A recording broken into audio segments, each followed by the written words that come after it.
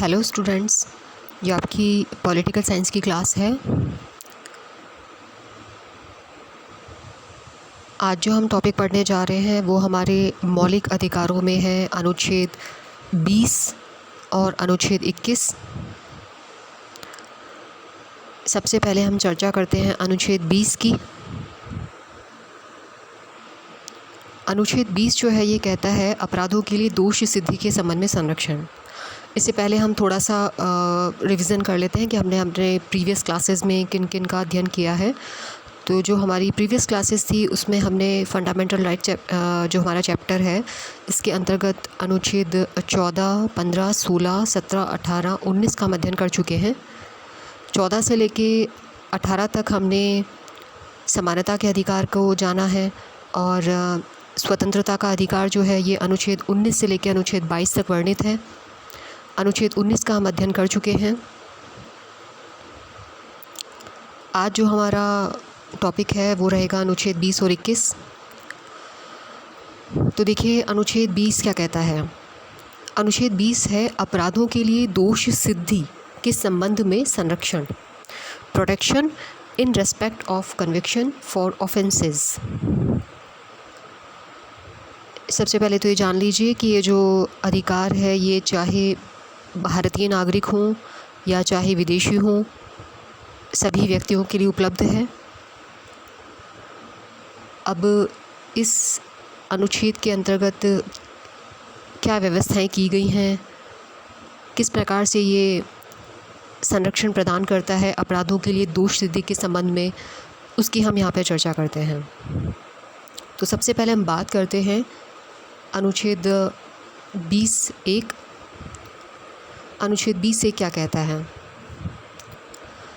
देखो, इसके अंतर्गत प्रावधान है कि किसी व्यक्ति को तब तक अपराधी नहीं ठहराया जाएगा जब तक कि उसने किसी आपराधिक विधि का अतिक्रमण नहीं किया हो।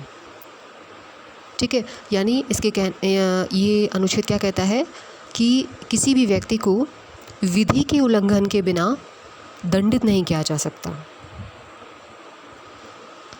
मान लो कोई व्यक्ति है, जब तक वो किसी विधि का उल्लंघन नहीं करेगा तब तक हम उसे दंडित नहीं कर सकते। यानी कि एक तरीके से क्या हुआ ये कि मनमाने तरीके से किसी व्यक्ति को दंडित नहीं किया जा सकता है। कोई एस्टेब्लिश्ड लॉ है उसका उसने उल्लंघन किया है, तब जा कर के उसको सज़ा दी जा सकती है। साथ ही देखिए इसमें ये बात कही गई है कि जो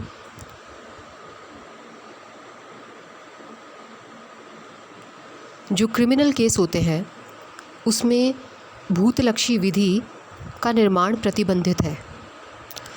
भूतलक्षी विधि को इंग्लिश में कहते हैं एक्स पोस्ट फैक्टो लॉ।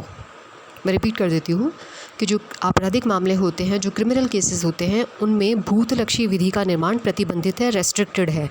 इसका क्या मतलब है, देखिए मान लीजिए कि कोई विधि निर्माण की तिथि से अगर पहले लागू कर दी जाती है तो उसे हम क्या कहेंगे, भूतलक्षी विधि। ठीक है, जैसे मान लीजिए कि 1 सितंबर 2020 को कोई विधि बनती है और उसको लागू कर दिया जाता है। मैं क्रिमिनल केस के संदर्भ में बात कर रही हूँ। उसको लागू कर दिया जाता है 1 सितंबर 2019 से, तो ऐसा आपराधिक मामलों में प्रतिबंधित है, यानी कि ऐसा नहीं किया जा सकता। तो मान लीजिए कोई व्यक्ति है, उसने कोई अपराध किया, तो अपराध के लिए जैसा कि आप जानते हैं कोई ना कोई पनिशमेंट दिया जाता है, कोई ना कोई दंड दिया जाता है। अब वो दंड का निर्धारण किस प्रकार से किया जाएगा, उस दंड का निर्धारण किया जाएगा कि जब उस व्यक्ति ने क्राइम किया है, अपराध किया है, तो उस समय प्रवृत्त विधि या प्रचलित विधि कौन सी है, उसके अनुसार उसको दंडित दिया जाएगा। तो कोई भी व्यक्ति जो जिस समय अपराध कर रहा है उस समय प्रचलित विधि के अनुसार ही उसको दंड दिया जाएगा। ये थी बात अनुच्छेद 20(1) के अंतर्गत। अब हम आगे बढ़ते हैं अनुच्छेद 20(2) की तरफ। ये बहुत सिंपल सी बात कहता है। इसके अंतर्गत क्या प्रावधान है कि किसी व्यक्ति को एक अपराध के लिए एक बार से अधिक दंडित नहीं किया जा सकता है। कि ऐसा नहीं है कि उसको भिन्न भिन्न सजाएं दी जा रही हैं। व्यक्ति ने जो क्राइम किया है उसके लिए उसको एक बार से ज़्यादा दंडित नहीं किया जा सकता है। आगे है अनुच्छेद 20(3). देखिए 20 का ये जो खंड 3 है ये क्या बात कहता है कि किसी व्यक्ति को स्वयं अपने विरुद्ध साक्षी होने के लिए बाध्य नहीं किया जाएगा। यानी कि किसी व्यक्ति को अपने विरुद्ध गवाही देने के लिए बाध्य नहीं किया जाएगा, यानी कि मारपीट करके, डरा धमका करके, बहला फुसला करके उसको अपने खिलाफ ही गवाही देने के लिए बाध्य नहीं किया जा सकता। तो इस प्रकार से ये सारे जो प्रावधान हैं वो किए गए हैं कि अपराधों के लिए दोष सिद्धि के संबंध में संरक्षण। तो इस प्रकार से आपने देखा कि कोई व्यक्ति है, अगर जब तक वो किसी विधि का उल्लंघन नहीं करता तब तक उसे दंड नहीं दिया जा सकता। आपराधिक मामलों में ऐसा नहीं हो सकता है कि भूतलक्षी विधि लागू कर दी जाए, उसको वही दंड मिलेगा जो उस समय प्रवृत्ति विधि है, उस समय प्रचलित विधि है, उसके अनुसार ही उसका दंड का निर्धारण किया जाएगा। इसी प्रकार से अनुच्छेद 20(2) जो है वो ये कहता है कि किसी व्यक्ति ने क्राइम किया तो उसको एक से अधिक बार दंडित नहीं किया जा सकता है। अनुच्छेद 20(3) ये कहता है कि व्यक्ति को अपने खिलाफ गवाही देने के लिए बाध्य नहीं किया जा सकता है। तो ये तो बात हो गई अनुच्छेद 20 की। आगे हम चर्चा करते हैं अनुच्छेद 21।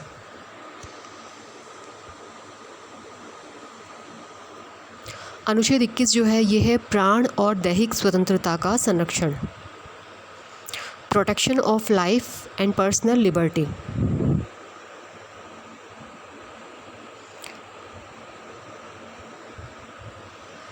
अब अनुच्छेद 21 क्या कहता है? देखिए अनुच्छेद जो 21 है ये अनुच्छेद व्यक्ति के जीवन के लिए बहुत ही महत्वपूर्ण अनुच्छेद है। किस प्रकार से इसका हम अध्ययन करते हैं। अनुच्छेद 21 में उपबंध है कि किसी व्यक्ति को उसके प्राण और दैहिक स्वतंत्रता से विधि द्वारा स्थापित प्रक्रिया के अनुसार ही वंचित किया जाएगा, अन्यथा नहीं। और देखिए ये एक ऐसा अधिकार है अनुच्छेद 20 की तरह जो राष्ट्रीय अगर आपातकाल लागू होता है तो उस समय भी इसको छीना नहीं जा सकता है। और जैसा कि आप जानते हैं कि ये अनुच्छेद 21 जो है वो दोनों को उपलब्ध है, दोनों मतलब कि भारतीय नागरिकों को भी और विदेशी व्यक्तियों को भी उपलब्ध है। तो इस प्रकार से अनुच्छेद 21 प्राण और दैहिक स्वतंत्रता के संरक्षण की बात कहता है।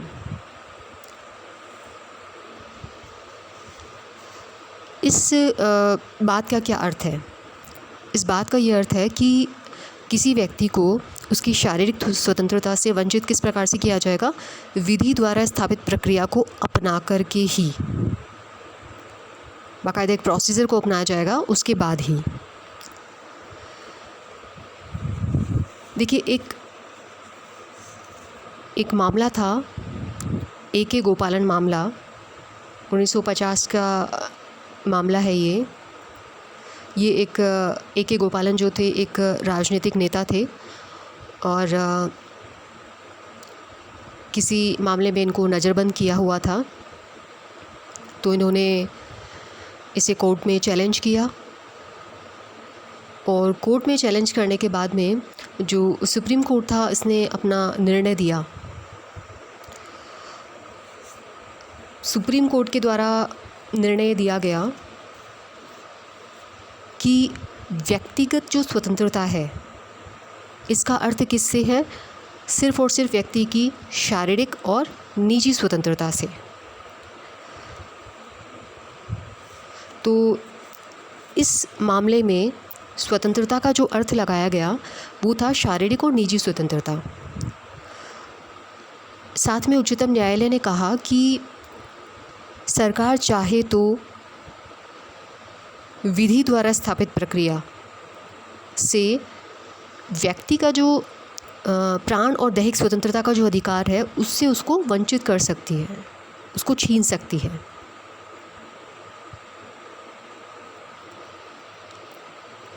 अब ये मामला जो था ये था 1950 का।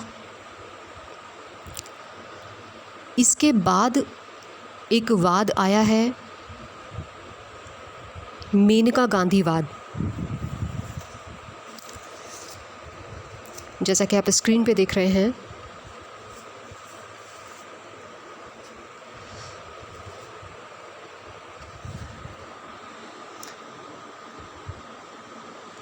मेनका गांधी बनाम भारत संघ वाद 1978। ये मामला एक्चुअल में क्या था, देखिए कि मेनका गांधी जी जो थी, उनका पासपोर्ट जब्त कर लिया गया था और उन्होंने इस कार्यवाही को कोर्ट में चैलेंज किया। तो जब ये वाद आया तो उसमें उच्चतम न्यायालय ने अपना जो पूर्व का निर्णय था, यानी कि अभी जो हमने पढ़ा A.K. गोपालन मामला, उसके अंतर्गत दिए गए निर्णय को पलट दिया। अब किस प्रकार से पलटा और इस केस में उच्चतम न्यायालय के द्वारा क्या कहा गया? मेनका गांधी वाले केस में न्यायालय ने अपना जो पिछला निर्णय था उसको पलटते हुए बात कही कि जैसा कि अभी हमने अध्ययन किया कि सरकार चाहे तो प्राण और दैहिक स्वतंत्रता से व्यक्ति को कब वंचित कर सकती है? व्यक्ति को वंचित कर सकती है विधि द्वारा स्थापित प्रक्रिया के द्वारा, कानून के द्वारा कोई स्थापित प्रक्रिया के अनुसार उसको वंचित कर सकती है। लेकिन मेनका गांधी में ये बात कही गई कि ये प्राण और दैहिक स्वतंत्रता से व्यक्ति को तभी वंचित किया जा सकता है जबकि वो प्रक्रिया कैसी हो? वो प्रक्रिया उचित होनी चाहिए, तार्किक होनी चाहिए, न्यायपूर्ण होनी चाहिए।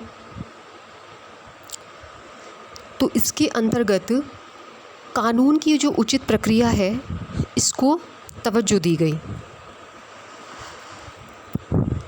अब यहाँ पे आप इस बात को थोड़ा सा समझने की कोशिश करिएगा। एक होता है विधि द्वारा स्थापित प्रक्रिया। विधि द्वारा स्थापित प्रक्रिया जो कॉन्सेप्ट है, ये हमने इंग्लैंड से लिया है। और एक होता है कानून की उचित प्रक्रिया, जो कि अमेरिका जैसे देशों में प्रचलित है। ठीक है, तो एक तो है विधि द्वारा स्थापित प्रक्रिया और एक है कानून की उचित प्रक्रिया।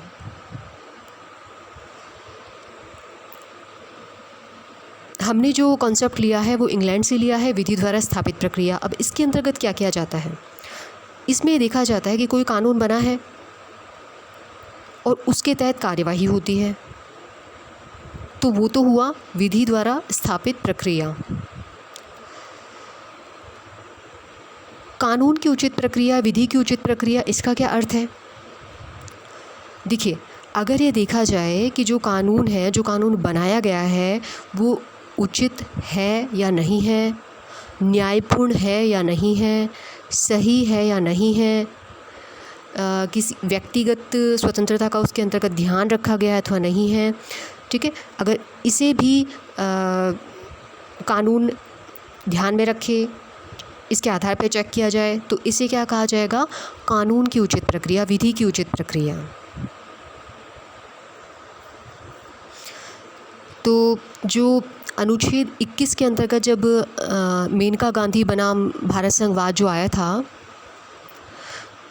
इस वाद के बाद में न्यायपालिका ने एक्चुअल में इसमें जो विधि की उचित प्रक्रिया है, जो अभी हमने पढ़ा कि अमेरिका जैसे देशों में प्रचलित है, तो उस सिद्धांत को न्यायपालिका ने इस केस में माना था। यानी कि जो कानून बनाया जाए वो कैसा होना चाहिए?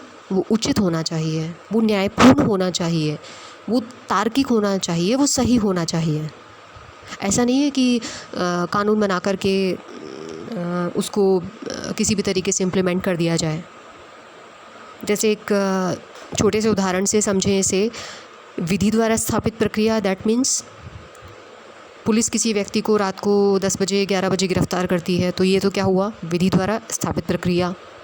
लेकिन अगर ये ध्यान दिया जाए कि कानून उचित है कि नहीं है, न्यायपूर्ण है कि नहीं है, तब उस कानून की उचित प्रक्रिया के अनुसार अगर इस बात को देखा जाए तो तब कानून की उचित प्रक्रिया के अनुसार पुलिस क्या करे? रात को 10 बजे 11 बजे गिरफ्तार न करके सुबह 10 बजे गिरफ्तार करे, तो वो क्या कहलाएगी? कानून की उचित प्रक्रिया। साथ ही मेनका गांधी जो केस था उसमें न्यायालय के द्वारा एक बात और कही गई, एक निर्णय और दिया गया कि अभी तो हमने क्या पढ़ा था कि जो प्राण है उसका क्या मतलब हुआ, स्वतंत्रता से क्या मतलब हुआ, शारीरिक स्वतंत्रता, निजी स्वतंत्रता।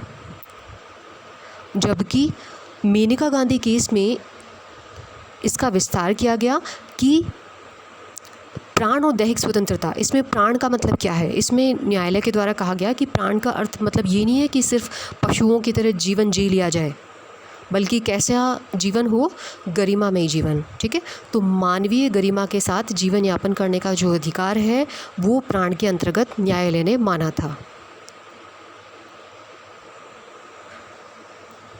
तो ये जो केस आया था मेनका गांधी केस, उसके बाद में उच्चतम न्यायालय के द्वारा जो अनुच्छेद 21 है इसका बहुत विस्तार किया गया।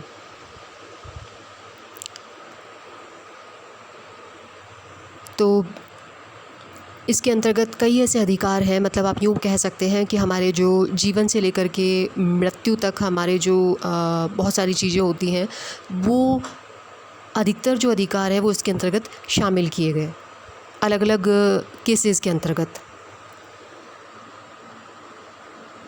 जैसा कि आप देख रहे हैं कि सुखदास बनाम अरुणाचल प्रदेश वाला जो ये केस है,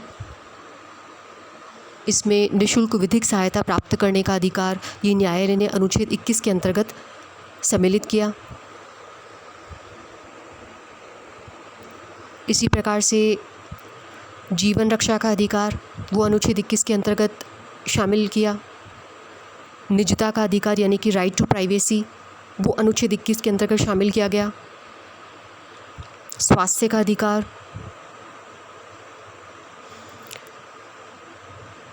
अमानवीय व्यवहार के विरुद्ध अधिकार, सूचना का अधिकार जो आप कहते हैं ना कि RTI, राइट टू इन्फॉर्मेशन, वो भी इसके अंतर्गत शामिल माना गया अनुच्छेद 21 के अंतर्गत। यहाँ तक कि शोर से, प्रदूषण से जो मुक्ति का अधिकार है वो भी इसके अंतर्गत सम्मिलित माना गया। तो देखिए इस प्रकार से अनुच्छेद 21 में कितना विस्तार हुआ है।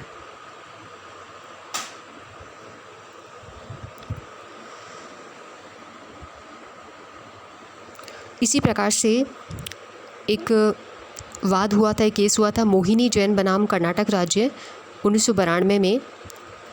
इस केस में जो निःशुल्क प्राथमिक शिक्षा का अधिकार है उसको अनुच्छेद 21 के अंतर्गत सम्मिलित माना गया।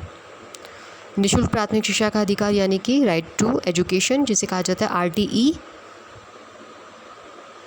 और इसे अनुच्छेद 21 में शामिल किया गया 86वें संविधान संशोधन, 86वां संविधान संशोधन अधिनियम जो कि 2002 में लाया गया था, उसके माध्यम से इसको शामिल किया गया अनुच्छेद 21 के अंतर्गत। अनुच्छेद 21 कै में इसको जगह दी गई है। 6 से लेकर के 14 वर्ष तक के जो बच्चे हैं उनको निःशुल्क और प्राथमिक शिक्षा देना इस अधिकार के अंतर्गत सम्मिलित है। तो ये था अनुच्छेद 21, प्राण और दैहिक स्वतंत्रता का संरक्षण। यानी कि वर्तमान में ये जो कानून है क्या कहता है कि जीना सिर्फ जी तो पशु भी लेते हैं, तो पशुवत जीवन जीना नहीं है, बल्कि गरिमा में जीवन, सम्मान के साथ जीवन जीने का जो अधिकार है वही क्या है, प्राण और दैहिक स्वतंत्रता का संरक्षण। तो इस प्रकार से ये थे आर्टिकल 20 और 21। बाकी की नेक्स्ट क्लास में। Thank you.